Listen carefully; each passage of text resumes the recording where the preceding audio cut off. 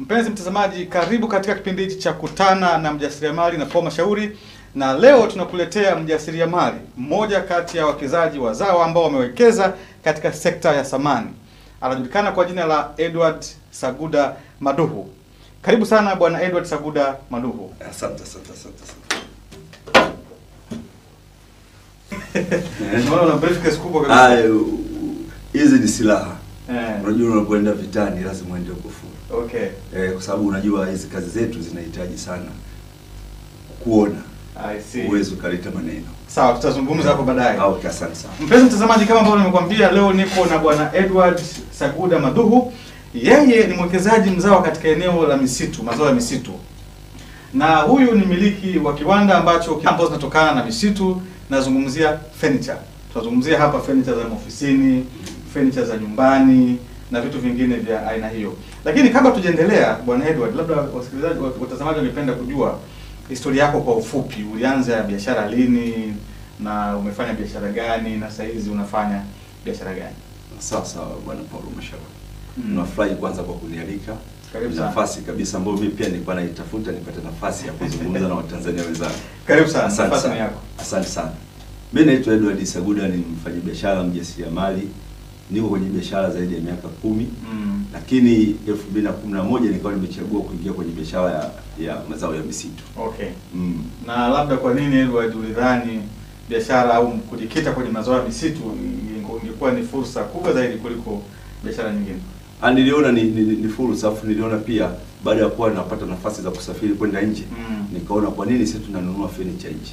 Lakini watu wanalalamika kwamba furniture zetu hizi za nyumbani zina shida hasa kwenye ubora. Tunazungumzia finishing. Na ndio sababu unakuta furniture kutoka maeneo mengine kama China zinaingia kwa kasi sana.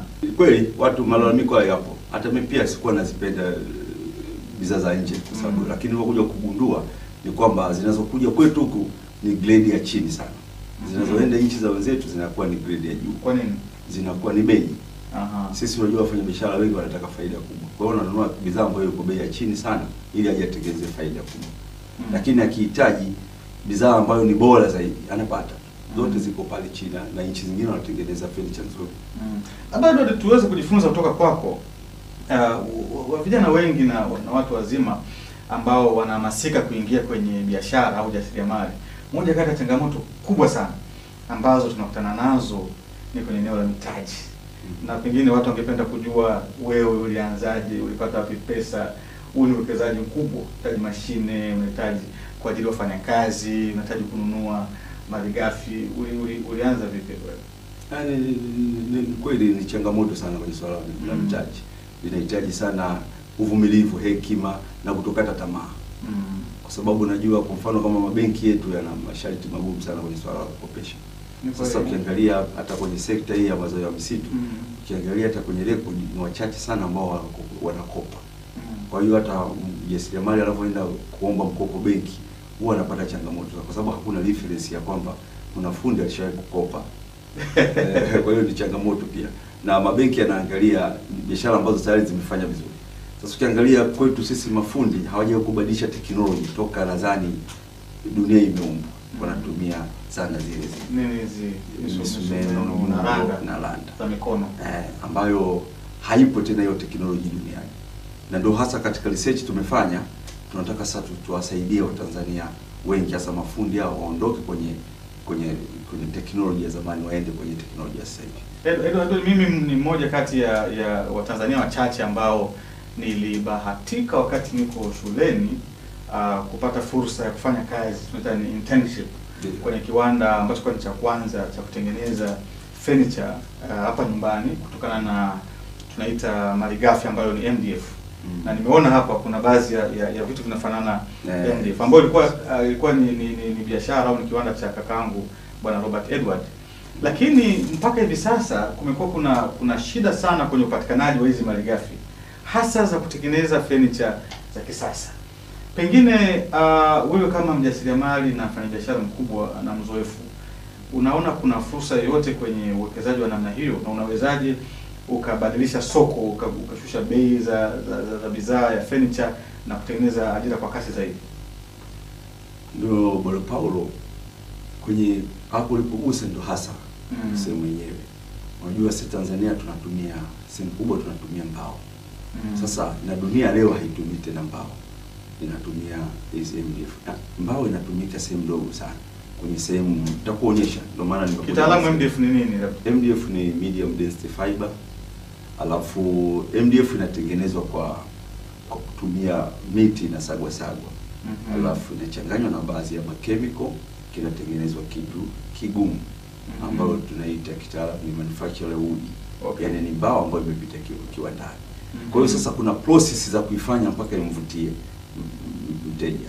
Ndio maana ukiangalia matajiri wote, ofisi zote, Tanzania hata ofisi nipoko nalo kutengeneza nikuta MDF. Kwa hiyo MDF ndio bidhaa ambayo inaweza kangalisha ofisi. MDF ndio bidhaa ambayo inapendwa zaidi duniani kwa sasa. Kwa hiyo ndio maana kuna mabadiliko makubwa. Sisi tumechelewa kidogo kwa sababu uwekezaji wa hizi teknoloji hawajawekeza sana Tanzania. Ndio tunategemea kuwekeza kiwanda cha kwanza ambacho kitakuwa ni nafikiri East Africa. Wapi mnategemea kuwekeza? Mafinga cha kutengeneza hiyo MDF. Hebu tusaidie Bwana Edward, unapozungumzia kuwekeza kwenye kiwanda cha kutengeneza, maana mimi ninavyotambua unapozungumzia MDF ni uwekezaji mkubwa. Na hata katika masoko na nchi ambazo zina viwanda vingi vya furniture kama China, uwekezaji wa MDF unaweza ukasababisha kuwa na viwanda vingine vingi vidogo na vya kati vya kutengeneza furniture. Sasa wewe mawazo haya kutengeneza kiwanda cha MDF yametokana na nini? Umeona kuna upatikanaji wa malighafi wa kutosha? Umeona kuna uwezekano wa kupata mtaji mkubwa ambao ni wa shilingi ngapi? Na hata soko kwa mfano, je, kuna utafiti ambao umeufanya yakinifu ambao unaonyesha uwekezaji wa MDF unaweza kurudisha fedha zenu?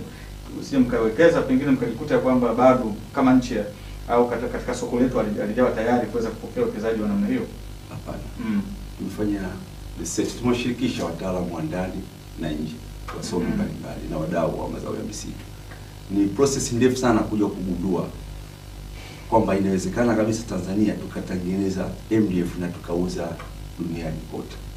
Na ikakubalika kwa sababu tuliwahi kubeba baadhi ya hizi sample unazoziona kwenda kufanya testi. Hebu tuonyeshe labda ili liwe rahisi. Bwana Paul, umeona hizi ni nani? Ni mabaki ya miti. Haya ni mavumbi, malanda ambao kwa sisi sasa hivi tunachoma chips. Tunapikia chips, tunafanya kuni. Yanatumika kwa matumizi ambayo sio sahihi. Kwa hiyo tunaposema ule upotevu wa zaidi ya bilioni 258 yanatokana na hiki. Upotevu wa bilioni 258 unamaanisha ni haya mabaki. Kwamba sisi wachana mbao wote wanavyochana mbao wanachukua tu mbao. Hiki kingine kinatupwa kuanzia matawi mpaka yale masodasti yake. Kwa hiyo hebu kabla hujaendelea Edward, tunazungumzia bilioni 258 ambazo zinapotea kwa kutumia mabaki ya miti. Ambayo ni asilimia, sisi tunatumia asilimia 35 mpaka 45. Zaidi ya 55 zinatupwa ya mti. Au zinatumika kwenye matumizi ambayo sio sahihi. Kwa mabaki kwa mfano ambao tunaona mafundi mtaani wanayatupa, ina maana ndio yanatumika kutengeneza ndio raw material ya MDF. Kwa hiyo tukiweza kwa sababu tunaenda kutumia mti asilimia zaidi ya 95. Kwa hiyo furniture zitashuka chini. Hata bei ya mti itaweza kushuka chini. Na tunatupa kingi, tunatumia kidogo. Nchi zetu zina utajiri mkubwa wa rasilimali. Tuna madini. Ukienda South Sudan ina madini mengi, ina mafuta. Lakini kwa sababu ya mabeberu wanataka hiyo nchi iendelee kukaa inagombana. Tuna mifugo mingi. Tanzania ni ya pili kwa kuwa na mifugo mingi katika Afrika. Bidhaa za kilimo, uvuvi, misitu na kadhalika. Lakini licha ya utajiri huo, ni ukweli usiopingika na kila mmoja wetu anafahamu kuwa bado hazijatunufaisha vya kutosha.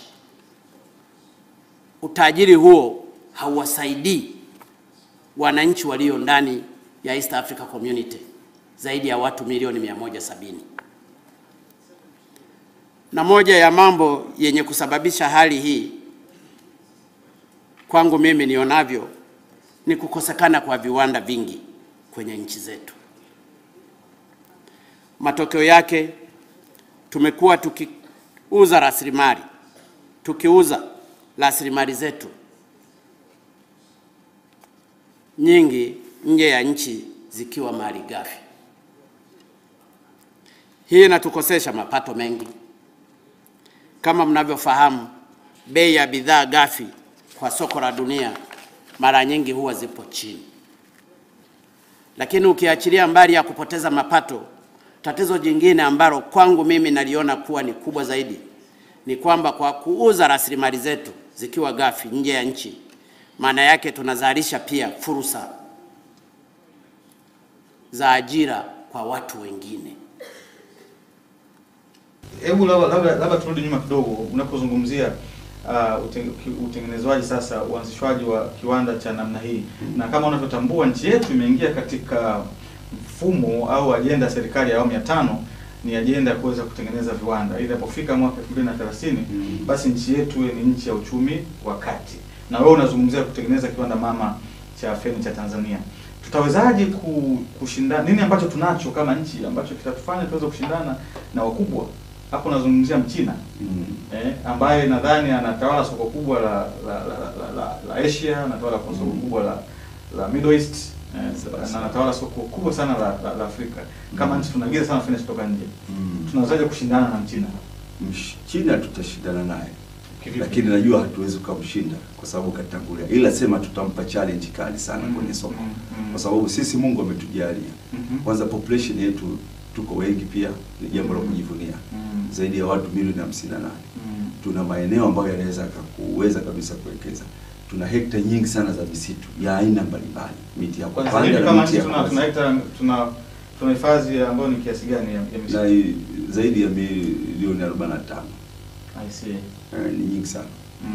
Kwa hiyo na kwa utafiti wenu labda ni kiasi gani ambacho kama nchi kwa mfano tunatumia kwenye kuagiza furniture kutoka nje, hasa China? Tunatumia zaidi ya bilioni 130 kwa kila mwaka. Unajua unapozungumzia bilioni 130 unazungumzia fedha ambayo pengine labda na hizo ni chache. Kwa nchi ingeweza na hizo ni chache kwa sababu kuna bidhaa zingine zinaingia, mtu ana declare kitu kingine kwenye container, kumbe kuna furniture anaficha. Si unajua tena wafanya biashara, lakini ni zaidi ya hapo. Kwa sisi kampeni yetu kwamba ni zile furniture zisiingie, sio kwa kuzibani. Sisi bidhaa zetu zitashindana nao tu, hawataleta. Kwa mfano tunikutolee mfano.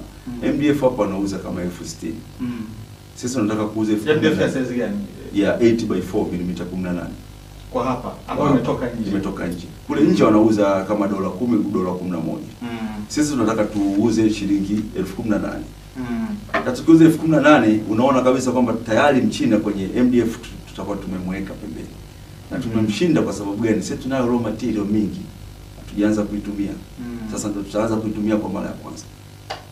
Na nilikuwa namsikiliza Mheshimiwa Rais wakati anazungumzia swala la uwekezaji wa viwanda, nadhani akiwa maeneo ya kanda ya Ziwa. Alizungumzia kuhusu uwezekano wa kufanya kile ambacho pengine mataifa makubwa yalifanya hapo kabla ya si unajua kinachotokea ni kwamba kwa muda mrefu sana kama nchi za Kiafrika tumekuwa tukizalisha malighafi kama mazao, alafu tunayauza nje yakiwa bado hayajafanywa mchakato ule processing, kuongezewa thamani, na kule nje wanatengeneza bidhaa kama nguo na kadhalika, alafu wanavaa zile nguo wanakuja huku Afrika wanatuuzia kama mitumba, na kana hamasisha sana uwekezaji wa viwanda ambao vitaongeza thamani. Sasa mimi nitaka nijue kwa mfano kwenye eneo hili, kwa sababu wewe ni mzoefu kwenye upande wa furniture. Mara nyingi wa China wanakuja kununua magogo, alafu wanapeleka kule wanatengeneza furniture na kutulishia. Iwapo kwa mfano tukaweza kuwekeza kwenye kiwanda kama hichi cha MDF, unadhani tutakuwa tumeshusha bei ya furniture kwa kiasi gani, na itasaidia vipi kwenye kukuza pato la taifa pamoja na kutengeneza ajira? Yaani hilo ndugu washauri hapo umegusa kabisa. Ujue ili kujua jambo lazima uliishi. Sisi tumeishi kwenye eneo hilo sasa. Tumejikita sana kwenye research yetu ni kuangalia kwa nini tunaagiza furniture. Kama tulivyofanya test ya material ikaonekana inakubali MDF, material yetu na miti yetu inakubali kutengeneza MDF. tukaanza kuangalia hasara ambayo nchi. Mlijuaje kama inakubali?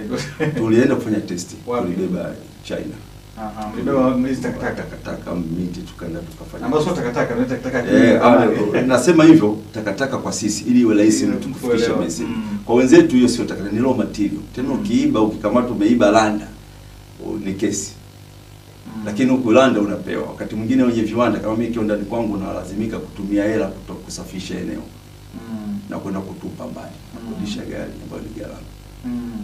Sasa unaweza kuangalia ni tumetupa landa kiasi gani. Labda nikutolee tu mfano bwana Mashauri kwamba mpika chips anaweza akaandaa jiko lake la kuchomea chips. Chips labda shilingi 20,000 lakini amechoma material ambayo angeweza kutengeneza MDF za laki. Naangalia sasa kwamba chips imepikwa kwa 20,000 lakini material ni ana thamani ya laki. Kwa hiyo hapo ni hasara ambayo pengine of course kwa sasa ni sawa kwa sababu hakuna viwanda. Lakini tutakapoanza kufanya na watu wakaona imekuwa hivyo ndio tutaanza kuona hasara ambazo zimesababishwa. Ndio tumesema kwamba nchi imepoteza mabilioni. Nimemwandikia pia na barua Mheshimiwa Rais ya kwenda kuomba kufanya presentation kumuonyesha upotevu wa mabilioni yanayopotea. Na ambavyo tunaweza tukayaokoa. Kwa hiyo kama makinikia hii. Hii ni sema makinikia. Tofauti tu ya makinikia kwamba ilitengenezewa kamati ya wasomi, maprofesa na nini. Ili ni zao la utafiti. Ili sisi ni la wazawa tu, machinga tumejiorganize na timu yetu tukafanya utafiti tukagundua. Kwanza walichobaini kwenye makinikia na sisi tumebaini kwenye mazao ya misitu kwamba kuna upotevu. Kwa sababu serikali sasa ina nia ya dhati kutumia rasilimali zake vizuri. Kwa hiyo sisi tunataka tukamuonyeshe Mheshimiwa Rais kwamba sasa tumekuletea tena ripoti nyingine kama ya makinikia kwamba hiki nacho kilikuwa kinapotea. Kwa hiyo sasa kitumike sasa kwa ajili ya kuongeza uchumi wa nchi, kutengeneza ajira kupitia hicho kilicho kinapotea. Na pengine sasa kwa mara ya kwanza Tanzania tunaamini itaanza kuuza furniture duniani sasa. Watakuja wa Kenya, watakuja wa Dubai, watakuja wa Marekani kununua furniture. Hebu kabla hujaendelea tuzungumzie kuhusu mahesabu numbers.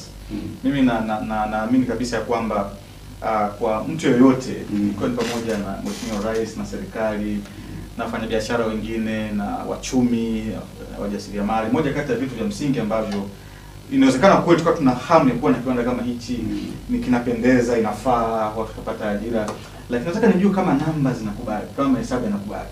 Unapozungumzia uwekezaji wake, unazungumzia ni shilingi ngapi ambazo zinatakiwa kuwekeza? Na zaidi ya hapo pia kwa uwekezaji huu kwa kwenye kiwanda cha furniture, kwa fedha ambazo unadhani inatakiwa kulingana na business plan ambayo mnayo, tutapata faida kiasi gani? Na kutokana na faida ambayo tutaipata, pengine je, serikali kodi yake itakuwa ni shilingi ngapi?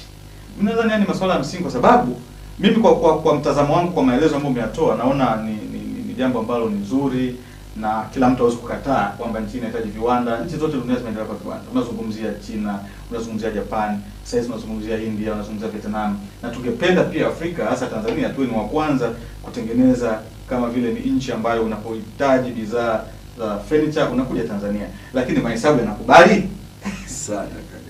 Tuambie, nikutolee mfano tu kitu kimoja ndio utaona ni maajabu. Na utashangaa pia kwamba hii kweli research tumefanya ni moja ya research nafikiri ndio inaweza ikawa ya kwanza research ambayo imeleta matokeo makubwa na yenye faida kubwa kwa nchi, ambayo imefanywa na wazao wa hali ya chini kabisa kwa hela zao binafsi, kwa mapenzi na uzalendo mkubwa kwa nchi. Imagine leo tunapozungumzia kwamba tumegundua upotevu wa mabilioni 258. Huko nyuma hawakugundua. Tumegundua kwamba tunaweza tukatengeneza ajira zaidi ya 50,000. Tunategemea kujenga viwanda zaidi ya 700 kutokana na kiwanda mama kiwanda MDF tu peke yake. Yaani faida zake tumeziweka wazi sasa kuonyesha. Sisi tuna na phase 1 ambacho ndio kiwanda hiki. Sasa na kutolea tu mfano sasa uone faida tutakayoipata sasa. Cha kwanza kabisa, ile waste inayopotea itaingiza zaidi ya bilioni 60 phase 1 62.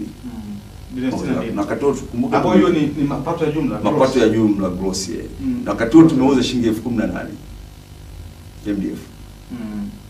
Tunasema tunauza 60,000 na maana tukipigia kwenye 60,000 na maana ni mamia ya hela. Muone kwenye namba. Alafu pia tunategemea kupata faida karibu bilioni 20. Bilioni ngapi? 20. Bilioni 20. Unajua bilioni 20 ni faida kubwa sana. Ni namba hizo unazijua. Najua hata idadi ya zero zake ni ngapi. Sijakosea kutamka. Niko sahihi. Alafu kodi serikali inaweza kukusanya zaidi ya bilioni 15 phase 1. Tukigusa na phase 2 huko sasa tunazungumzia tena na mamia ya hela yataingia. Yaani labda kama unaendelea Edward, hebu tusaidie hapa phase 1. Unapozungumza phase 1 unamaanisha nini labda, na unapozungumzia phase 2 unamaanisha nini? Ili tuweze kuanisha hizi hesabu ambazo umezitoa hapa na hizi phases. Na pengine labda phases hizi unafikiri zitachukua muda gani? Ili kwa phase ya kwanza inahusisha vitu gani ambayo itahusisha kipindi cha muda miaka mingapi, miaka 10, miaka 20, na phase 2 itahusisha vitu gani na inaweza ikachukua muda gani na faida zake ni nini? Phase 1 ni kiwanda hiki cha kuokoa kwanza ya mabilioni yanayopotea. Kiwanda cha uzalishaji ambacho tunakiita kiwanda mama. Ndio kiwanda cha kwanza, ndio kiwanda pekee ambacho kinaweza kikazaa viwanda vingi na kinaenda kuzaa viwanda vingi na faida nyingi sana. Hii project sehemu kubwa, yani hasa serikali inatakiwa iangalie kwa makini sana. Isiangalie imeletwa na watu wa aina gani. Iangalie tu ukubwa wa hii project. Na tunaomba sana serikali iangalie kwa makini sana. Na hasa wale ambao tumeomba kufanya presentation kwao, waharakishe kutuita tukafanya ili waone. Kwa sababu inatuuma tunavyoona kila siku ule upotevu unaendelea. Ni ukubwa wake utakuwa ni kiasi gani? Unapozungumzia kiwanda mama kikubwa, unazungumzia kwanza kwenye uwekezaji labda wa miundombinu, ukubwa wake ni upi? Ni square meter labda ngapi? Na pia unapozungumzia ukubwa katika uzalishaji wake, unazungumzia cubic meters ngapi labda kwa mwaka utakwenda zalisha? Hii tutakwenda zalisha cubic meter 130,000 za MDF. Na material inahitaji 168,800. Na hii material itapatikana wapi? Ipo. Wapi? Ipo kwa wingi tu. Wapi? Kwa sababu tumeshafanya vikao na watu wa TFS, material ipo. Na material mengine walikuwa hawajui ilipo, sasa tukawaonyesha ilipo. Iko wapi? Sito West hiyo. Wanaichoma moto. Sasa kwa utafiti wenu nadhani pengine ni sehemu gani ambayo mnategemea kujenga kiwanda cha namna hii Tanzania? Na kwa nini Mafinga? Sababu ile Mafinga ndio kuna raw material. Kuna miti ya kutosha. Na takataka nyingi ipo kule. Kwa nini Mafinga labda? Kwa sababu serikali labda ina maeneo ambayo inakuza miti, au mnategemea pia kununua kutoka wazalishaji wa binafsi? Tunajenga vile kwa sababu MDF ndio inatumia 80%. Hii haya fiber zile kwa maana ya mti inatumika kama 86%. Kwa hiyo 86% ya MDF tunavyoiona hii hapo kwamba mle ndani kuna fiber za 86%. Alafu hizo 14% zingine sasa ni chemicals, maji na nini kabisa. Kwa hiyo lazima uifuate ilipo raw material. Inapendeza kwa sababu kifanya Dar es Salaam ambapo ndio kuna soko kubwa, utaingia kosti ya kusafirisha magogo. Na tunategemea pia hata hizi takataka hizi waste, bei ya kuzinunulia tutazinunua kwa bei kubwa tu kama unanunua mti. Kwa maana hata thamani ya miti ambayo inauzwa na TFS itakuwa ni mara mbili ya itaongezeka. Hata Mheshimiwa Rais nimeandika kwenye barua niliyomwandikia kwamba TFS atakusanya zaidi ya anachokusanya. Kwa hiyo atakuwa na mchango mkubwa sana kwenye pato la taifa. Labda kwa faida ya watazamaji ambao wamejiunga na sisi hivi sasa, naongea na Bwana Edward Madu Saguda, yeye ni mkurugenzi wa Edosama. Na Edward ni mmoja kati ya wawekezaji vijana na wazao ambao wameona fursa kwenye mazao ya misitu, ambapo wamedhamiria kujenga kiwanda mama cha kutengeneza malighafi za kutengeneza samani au furniture, ambacho kitazalisha kitu ambacho kinaitwa MDF. Na MDF ndio inayotumika kwenye kutengeneza furniture za aina zote. Unapozungumzia furniture za nyumbani, makabati, milango, lakini pia unapozungumzia furniture za ofisini. Lakini Edward, nataka niende mbele zaidi. Umezungumza mwanzoni kwamba sekta binafsi au wafanyabiashara lazima wawe ni chanzo cha kufanya kazi na kuisaidia serikali ili ndoto ya nchi ya kuingia katika uchumi wa viwanda iweze kupatikana. Nataka nijue pengine kuna changamoto nyingi bado sana. Unapozungumza na wafanyabiashara wakubwa wanazungumzia changamoto za nishati, umeme, pengine kuna changamoto za umeme ambao ni unreliable. wanazungumzia kuhusu miundombinu, pengine kwamba sawa utazalisha lakini unasafirishaje furniture hizi kutoka Mafinga labda kwenda sehemu nyingine. Lakini pia tumekuwa tukiona kuna baadhi ya jitihada za serikali kwenye kutengeneza miundombinu. Hebu tusaidie kujua mtawezaje kutumia fursa hii ambayo tunaiona ya kiwanda kuweza kufanikiwa, pamoja na changamoto hizi ambazo zipo za nishati ambayo inatumika kwa ajili ya kuwezesha kiwanda kufanya kazi, miundombinu, usafirishaji wa bidhaa hizi. Nyie mmefanya utafiti na nini ambacho mnadhani kitawezekana? Kwenye uwekezaji huu hatuna shaka nao kwa sababu kwanza Mheshimiwa Rais amefanya kazi kubwa sana. Ametengeneza miundombinu. Na tunaona bado barabara zina changamoto. Of course zina changamoto, lakini tayari kuna ujenzi unaendelea. Kwa mfano tunapozungumzia kiwanda tunapokijenga kule Mafinga, najua kusafirisha zile MDF kuzileta Dar es Salaam wala ina shida kabisa, kwa sababu barabara ziko vizuri. Alafu pia reli ipo karibu hapo Makambako, ambako tutakuja kuconnect na standard gauge. Kwa hiyo ina maana kuna urahisi sana wa kusafirisha mzigo wetu kutumia standard gauge. Unajua MDF ni nzito sana. Kusafirisha kwenye ndio maana ukiona container iliyobeba MDF inakuwa ni kwenye 20 feet tu. Lakini kwenye train unapakia makontena mawili. Wala uzito ule unabebwa tu kama imebebwa box. Umezungumzia kitu cha msingi Edward.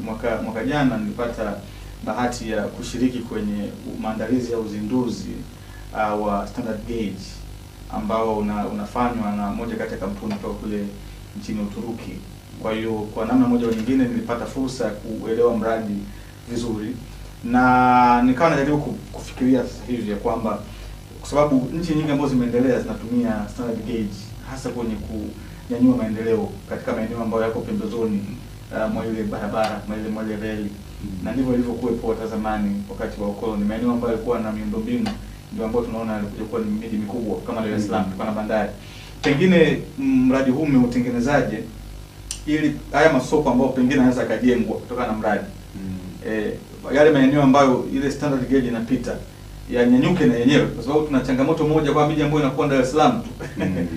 Miji ambayo, lakini ukienda katika maeneo mengine kama labda tuseme India, utakuta kuna Mumbai, kuna New Delhi. Sasa na sisi kama nchi, mradi wenu unasaidieje kuweza kukuza na maeneo mengine, isiwe Dar es Salaam tu, maeneo mengine yanyanyuke, na hasa yale ambayo miundombinu inapita na watu wao wanaweza kunufaika na ile miundombinu? Kwanza kabisa labda ni ujenzi wa standard gauge na plani yetu pia.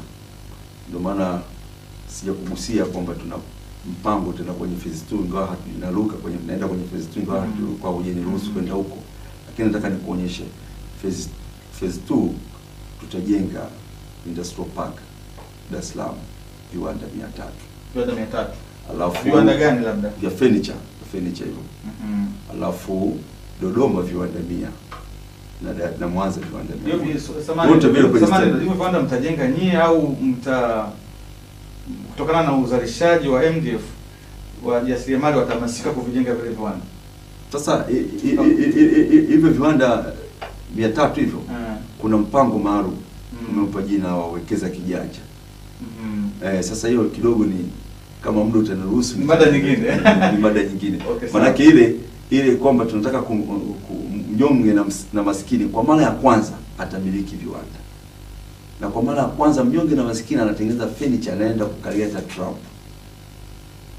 Kwa hiyo wakati tunaboresha hii phase 1 tulikutana na wajasiriamali wengine, tukashare nao mawazo kuangalia kama tunaweza kutengeneza hiki kiwanda raw material kwa bei ya chini kiasi hiki, tutengeneze namna ya kumsaidia huyu mnyonge na maskini ambaye huko chini, yani ni ngumu sana kumfikia, mpaka wazalendo na wapambanaji na wabishi kama sisi. Twende sasa kwenye phase 2, nadhani ni nzuri, sababu mimi nadhani moja kati ya vitu vingi hapa ni jinsi ya kusaidia watu wa kawaida kuweza kupata viwanda. Phase 2 tunataka tuko kwenye process sasa za kukamilisha process za bahati nasibu. Tunataka kutengeneza bahati nasibu ya kushinda kiwanda. Yaani unatumia shilingi 1000 na miliki kiwanda cha milioni 500. Kwa shilingi 1000? Kwa shilingi 1000 tu. Hebu tufafanulie labda. tuelewe zaidi. Tulikuwa unajua sisi kwa sababu ndo tunaishi na wanyonge na maskini wenzetu huko chini. Tunaangalia jinsi wanavyohaswa. Wanatamani kufika juu pale pagumu sana kufika. Lakini unamfikishaje? Sasa tukajaribu kama wameweza kuchangiana kwenye harusi. Tunafanya harusi ya milioni 60. Watu wanashikana, watu wachache tu wanaweza, au sio? Tunaona SACCOS zimefanya vizuri. Tunaona bahati nasibu kwa wiki wanalipana milioni 200 na kitu, milioni 300, milioni 60. Na kwa masaa pia tunaona kuna wengine saa moja mtu anapata milioni 6 kila baada ya saa mara 24. Kwa sasa tukaona inawezekana kabisa kila saa kamiliki mtu kiwanda. Sababu kwenye viwanda vya furniture kuna viwanda mpaka vya milioni 1 vya $500,000. Kwa namna tunataka kwa mpaka milioni 400. Nimependa hiyo kwa sababu moja kati ya vitu ambavyo utagundua kama tumeweza kufanya kwa kweli, tumeinnovate tu kidogo kile ambacho kinawezekana. Kwa sababu kama mtu anaweza akasema haiwezekani, utamshangaa. Mbona imewezekana mtu akapewa milioni 300? Nataka nikuulize Bwana Edward, tunapozungumzia kiwanda cha milioni 1, pengine yule ambaye anakutizama sasa hivi anaweza akawa na maswali. Maana sisi tunajua unapokuwa na kiwanda unakuwa na eneo kubwa, kama unavyoona ina Bakresa, ina mengi, lakini wale ambao wamebahatika kutoka nje ya nchi, hasa katika nchi ambazo zimekuwa kwa kushirikisha watu wa kawaida kama China, Indonesia, unakuta viwanda viko katika nyumba za watu. Na wale ambao wanaanzisha vile viwanda vidogo, baada ya muda, baada ya kupata soko, na soko lenyewe ndio sisi watu Waswahili ambao tunaenda kununua kule, wanaanza kuwa taratibu mpaka mtu anamiliki kiwanda kikubwa.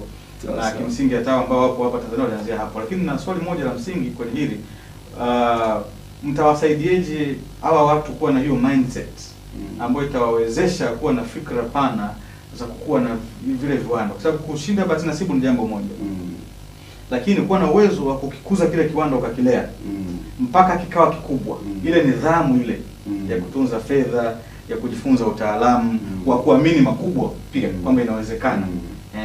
Mtafanyaje? Mtawafundisha nini? Kwanza kwenye zile industrial park, kwa mfano kama Dar es Salaam, katika zile industrial za viwanda 500 kutakuwa kuna International Furniture College mbili. Kwa kutakuwa kuna vyuo. Kutakuwa kuna vyuo. Kwa sio tu mnawapa alafu mnawaacha. Kuna vyuo pale. Tena tumeviita international kwa sababu vinafundisha namna furniture zinavyotengenezwa, zinavyokuja. Sisi vyuo viwili ambavyo nadhani vinakuwa wapi? Vitakuwa mle ndani ya industrial park. Wapi? Industrial park ziko wapi? Tunafanya taratibu za kuomba eneo kubwa. Sasa tumetengeneza tu ideas na proposal. Kwa mwanzo tulikuwa tumepanga iwe Pugu. Lakini pia tunategemea sasa, kwa sababu ni eneo la kuomba. Unajua sasa hapo hiyo phase 2 sisi tunaisaidia serikali. Hatuna biashara eneo hilo. Zaidi ya msaada. Ni uzalendo kwa asilimia zaidi ya 90. Kwamba sasa tunataka tumtengenezee Mtanzania maisha zaidi ya Watanzania 50,000 katika mchakato wetu tulioandaa. Tena watamiliki vizuri sana na wataendesha hizo viwanda kwa faida na kwa urahisi zaidi. Kwa sababu unajua wanapowakusanya watu sehemu moja, wanaelewa zaidi kuliko angekuwa ni kama darasa. Darasa huwa linafundishwa watu mmekaa sehemu moja. Kwa hiyo wote mnasikia kwa pamoja, mnaona kwa pamoja, mnaelewa kwa pamoja. Sasa ile teknolojia huwezi ukaisambaza ukaenda Keko ukawapa elimu, ukaenda Tabata ukawapa elimu. Kwa hiyo ndio maana kwa pale katika mchakato wetu tumeongea na Waturuki na Wachina ambao watakuja kufundisha zile teknolojia za kisasa, namna ya kutengeneza furniture ili iwe standard. Na katika zile industrial park kutakuwa kuna International Furniture Market. Sasa huwezi ukaruhusiwa kuingiza ile bidhaa yako kwenye soko mpaka imemiti vile vigezo. Imekaa kwenye carton, kwenye boxi na diagram ndani, mtu akienda kufuka kama zinavyokuja za nchi. Labda nikuulize swali, kwa sababu moja kati ya bahati ambazo ninazo, kama ambavyo nilisema pale awali, nimefanya kazi kwenye viwanda vya furniture. Kwa mfano ukiangalia kiti kama hiki, hivi vitu nimevitengeneza mimi. Sawa. Wakati kwa lea. Kwa hiyo unakuta kuna hii chrome na hii ambayo ndio kitako cha kiti, alafu kuna hii ambayo ni kiti chenyewe cha kukalia, na kuna PVC, na huku ndani ya hichi kiti nadhani kuna bodi. Na ukienda nchi nyingine kama China, mara nyingi unakuta watu wamejikita kwenye uzalishaji wa kitu kimoja, wame specialize. Kwa hiyo wanatengeneza chrome ni wengine, au wanatengeneza PVC na kochi ni wengine. Kwa Tanzania itakuwaje? Mnadhani kutakuwa kuna utaratibu ambao kuna watu wanajikita pengine kwenye kutengeneza zile chrome au nakshi za furniture, labda wengine wanatengeneza hivi vitako, au itakuwa ni kwamba unapokuwa na kile kiwanda chako basi lazima wewe unapitia hatua zote, labda hatua ya kwanza ukoje, ili mtu apate picha halisi ya kile ambacho utaratibu ambao tutakaotumia tumejifunza kwa wenzetu nje kule. Kwa mfano umetolewa, nimefurahi sana kweli, nimeamini umefanya kazi kwenye kwa sababu kikawaida kabisa tunapotaka kufanya tunatumia mfumo, tumekopi na kupaste kwenye soko la furniture Foshan China. Lile soko anatengeneza kiti, anatengeneza hii miguu ni mwingine. Yeye anadili tu na miguu, anaiuza kwa watu wanaohitaji. Anayeshona hiki kitambaa PVC ni mwingine. Na naye andaa ile bodi ya ndani mle ndani ni mwingine. Sasa umetoa mfano mzuri sana kwamba ni rahisi sasa aelewe mtu kwamba yeye atakapokuwa anamiliki kiwanda cha kutengeneza kiti cha namna hii, hivi vitu vinavyokalia, hahitaji kiwanda kikubwa. Tena kama umetolea mfano mdogo sana, nafikiri hapo huyu anahitaji vileani tu. Kwa hiyo kushona na kwa faida kama 10 hivi bilioni 10 kiwanda kikubwa sana. Anaweza katengeneza kiti cha kukaliwa hata na mheshimiwa rais. Kwa kiwanda cha dola 500. Na Edward ulikuwa umezungumza labda kwa watu wengi wangependa kujua, unajua sisi kama Watanzania pia tunatamani ule utaalamu ambao unatumika na wenzetu na kutushinda kwenye masoko hasa katika furniture tuwe nao sisi. Tutegemee nini? Kwa sababu tutakuwa na viwanda kama hivi, lakini mwisho wa siku nagundua wamekuja tu wazungu, Wahindi, wa China kutoka nje kuja kupata ajira, kwa sababu labda hatuna utaalamu wa namna hiyo. Na kiwanda hichi ni kikubwa. Inawezekana pengine kwa uzoefu wangu unavyojua ni kiwanda ambacho ni automatic. Kwa hiyo kinatumia teknolojia za kisasa ili kuweza kufanya kazi kwa ufanisi. Sasa ni nini ambacho lazima mjipange au mmejipangaje kwenye swala la teknolojia? Waendeshaji hasa watakuwa na tutegemea wa China tuwazidi kuingia huko. Kwenye eneo hilo pia tuliangalia sana. Sisi tunawapenda Watanzania sana. Naipenda nchi yangu na wapenda na Watanzania wote. Na tulivyoanza mchakato tuliona inawezekana. Tukapeleka na vijana wetu wawili walienda kusoma, lakini mmoja hajarudi. Wameenda kusoma wapi? Wako China. Wanajifunza anasoma chuo na namna ya kuendesha kiwanda hiki cha MDF. Na wanafanya pia udukuzi wa teknolojia mbalimbali ambazo udukuzi. Nazungumza maana ya udukuzi unajua ni kama wizi, kwamba kila ambacho tulikuwa tukijui sisi wanatuletea. Ndio maana sisi tunafanya kama udadisi. Udadisi. Ndio maana sisi tunaweza tukawa ni Watanzania wa kwanza tunaojua vitu vingi zaidi. Na tunajua mbinu sisi. Unajua unaweza ukawa unajua afu kawa huna mbinu za namna ya kufanya. Sisi tunaamini kabisa kama tutapata support ya serikali, tutaingizwa kwenye rekodi kwamba hawa ndio walileta mapinduzi ya viwanda vya thamani. Kwa sababu sisi lengo letu tunataka tuuze furniture nje. Ukitembelea kiwandani kwetu au ofisini kwetu utaenda kuona kwa nini tunasema hivyo. Mfano hiki kisanduku tumekitengeneza wenyewe, lakini ukikiona kinafanana na kutengeneza pia kikao kizuri si sababu ya kwamba kitakubalika katika nje. Hizi briefcase kabisa hii. Hiyo ni briefcase hiyo. Ndio tukashika tu kwa comfortable tu. Sasa tumetengeneza ni MDF. Kwa hiyo hii imetumia nini? MDF. Na ambazo zimepata hii imetengenezwa kwenye kiwanda chenu au hapo kwenye kiwanda chetu.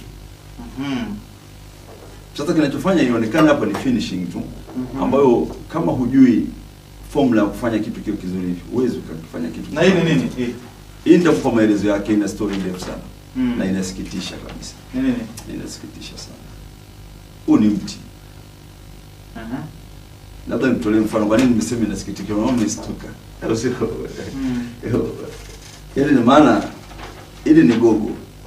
Hii biashara ya magogo ulizungumza awali kwamba magogo yanasafirishwa yanaenda nje. Tena unakuta mtu anakuja hapa kununua gogo mpaka anakaa kabisa Serena. Alipia mamilioni ya pesa na anasafiri na first class. Ina maana kama mtu ana uwezo wa kuingia na kununua magogo na kukaa katika hoteli kubwa, ina maana faida sana. Inaweza kama mara ngapi ya bei? Tulie mfano.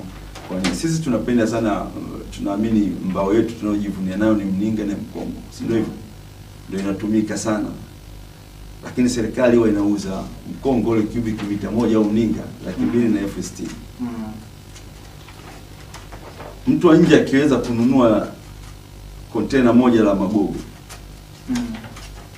au cubic mita moja ya magogo akinunua, yeye akienda kuyadi value kwa process tu hii inaingiza zaidi ya milioni 10. Magogo mangapi? Cubic mita moja. Cubic mita moja. Milioni ngapi? Zaidi ya milioni 10. Sasa angalia tu, kwa nini nasema nasikitika? Kwa sababu mimi nimefanya research, nimeona urahisi kiwanda cha kutengeneza kuadi kutengeneza hii vinia. Hii ni vinia. Huu ni mti huu. Ni mti. Sasa labda kwa mtu ambaye hana uzoefu tofauti na mimi, labda ungefafanulia unapozungumzia vinia. Unazungumzia nini? Labda nifafanue. Vinia ni gogo ambalo lina ni sehemu ya mti unasilesiwa. Kusilesi unajua wanasilesi, wanakata. Ile gogo labda liko hivi, zinachanwa zile karatasi, zinatoka hizo karatasi ndogo ndogo, inategemea nataka size gani.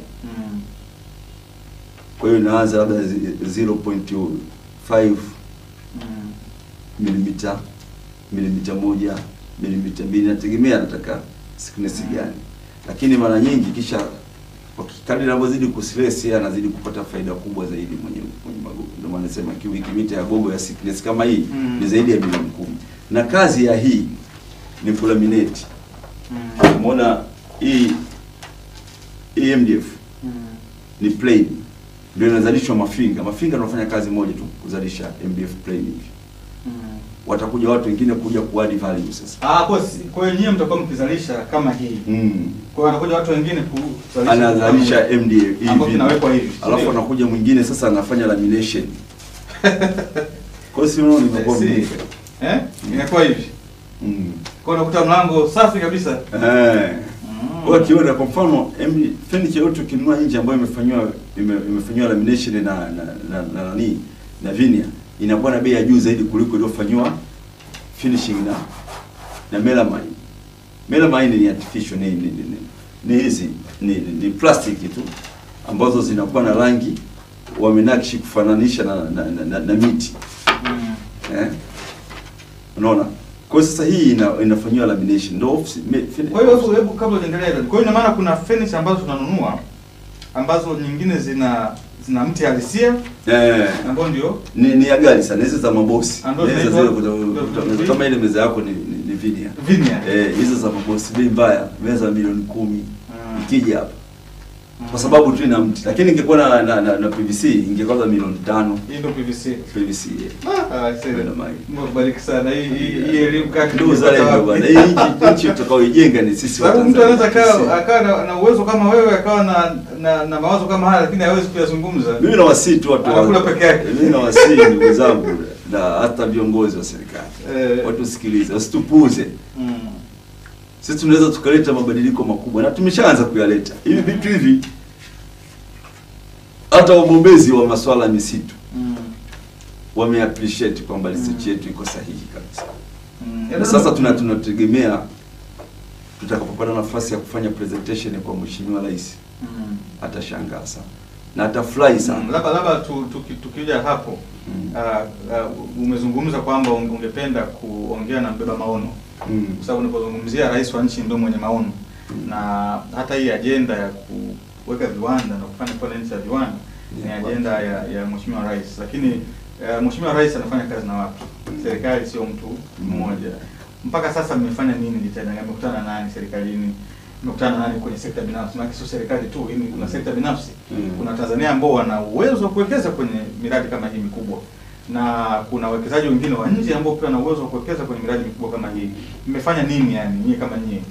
Mpaka unadhani kwamba imefika kipindi ambacho mngependa pia kukutana na mbeba maono mkazungumza naye na kuweza kushirikiana kwa pamoja kuweza kuhakikisha kwamba mradi huu unafanikiwa, fedha zinapatikana, na Watanzania wanyonge wa kawaida wanakuwa na uwezo wa kumiliki viwanda? Kwanza sisi tulianza kuona kwamba inawezekana. Huko tumetumia muda na gharama. Tukaanza kupambana kusajili teknolojia. Mmetumia kama shilingi ngapi kwenye utafiti? Tumetumia zaidi ya bilioni 2. Zaidi ya bilioni 2. Naona baadaye pia tutaandaa kipindi cha kuichambua proposal live kwenye vyombo mbalimbali ili watu waisikie, ili asije akasema mtu sikusikia, amiliki aielewe faida zake, changamoto zake, masoko ya hizi bidhaa, namna ambavyo anavyotakiwa kuingiza chochote, mwenye 10,000, mwenye laki, mwenye bilioni, amiliki. Na bwana Saguda, kwa sababu muda wetu tunatupa mkono, labda unadhani watu watakupataje? Kwa sababu hivi ni vitu vya kitaalamu. Inawezekana naongea na mtu ambaye ana uwezo wa kuwekeza, sababu mimi na hela au nina namna ambayo naweza kushiriki, na anahitaji kupata ili aweze kupata feasibility study, business proposal, pitch deck, atakupataje? Namba zako za simu ni zipi? Website, namba ya simu ipi ambayo utajua? Simu yangu ni 0754 22 28 71 au 0715 22 28 71, na pia kwenye website yetu ambayo ni edosama.com. Okay.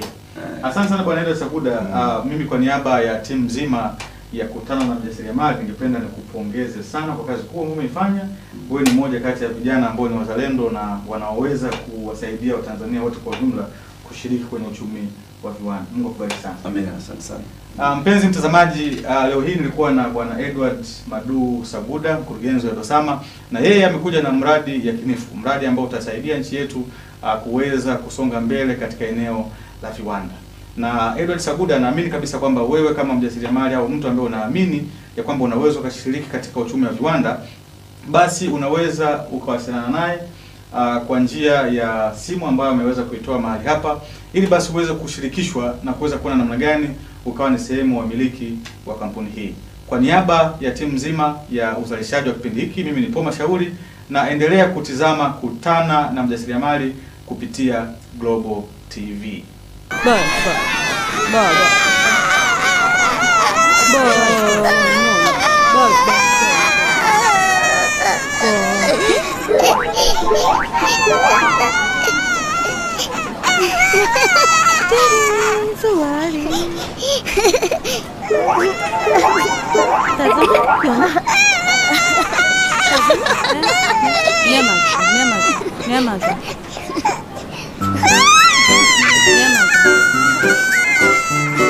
Furahia video bila kukwama. Kuwa mama super kwenye mtandao super pekee Tanzania. Chagua Vodacom sasa. Yajayo yanafurahisha. Uko tayari?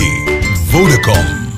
Uhondo wa michezo tuliokuahidi tayari umeshaingia mtaani na wengi wameshaukubali. Wewe ukingoja nini? Ni uhondo wa Sporty Extra, gazeti bora la michezo Tanzania linalokata kiu yako kila Jumapili, ambalo limesheheni takwimu za ligi kuu ya kandanda Tanzania bara, Premier League ya England, La Liga ya Uhispania, Serie A ya kule nchini Italia, Bundesliga ya Ujerumani na takwimu kibao za wachezaji. Ndani ya Sporty Extra kuna kijarida cha bure kabisa cha Cross chenye makala bomba za kimataifa zilizodadavuliwa na kunyambuliwa kwa kina ili kukupa uhondo wa Jumapili kwa shilingi 500 tu. La Jumapili, Sporty Extra, uhondo tu.